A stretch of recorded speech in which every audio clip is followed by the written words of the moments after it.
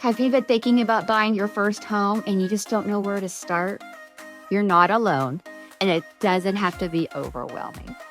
Hi, I'm Trudy Scott, and I'm a realtor here in San Antonio, Texas, and I love helping first-time home buyers navigate the whole home buying process.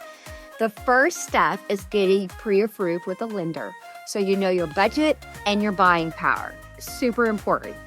Once that's done, we'll find the right home that fits your needs and your lifestyle. When you're ready, we'll submit an offer, and if it's accepted, we enter what's called the option period. This is a short window of time where you're going to get a professional home inspection. We review that report together, and I negotiate repairs or credits on your behalf. Next comes the appraisal and the final loan approval. I'm going to stay in close communication with your lender and the title company to make sure everything stays on track. For contract to the closing, it usually takes about 30 days.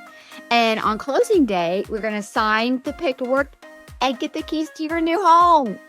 My goal is to make your first home purchase smooth, educational, and stress-free. If you're thinking about buying your first home, I'd love to help.